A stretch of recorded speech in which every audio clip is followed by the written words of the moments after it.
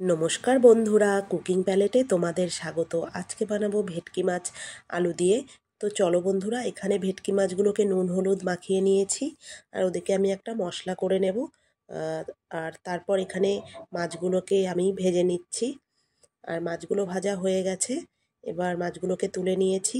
আর এদিকে একটা ছোট পেঁয়াজ আর আলুগুলোকে আমি ভেজে নিচ্ছি।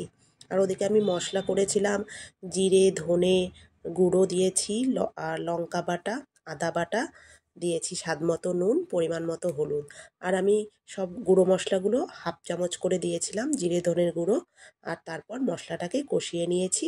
একটা টমেটো আমি বেটে দিয়েছিলাম। আর তারপর মশলাটা কষানো হয়ে গেছে, এবার আমি এখানে দিয়ে দিলাম হাফ গ্লাস মতো জল। তো ঝোলটা ফুটে গেছে আর আলুগুলোও সেদ্ধ হয়ে গেছে। এবার আমি দিয়ে দিয়েছি মাছগুলো।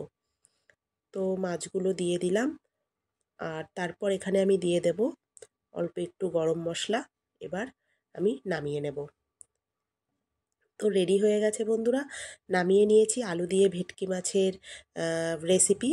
তো কেমন লাগলো তোমরা কমেন্টসে জানিও। আর ভালো লাগলে আমার চ্যানেলটা সাবস্ক্রাইব করে দিও। আমার পাশে থেকো তোমরা সব সময়। আমার কোনো ভুল ত্রুটি হলে আমাকে তোমরা কমেন্টসে জানিও।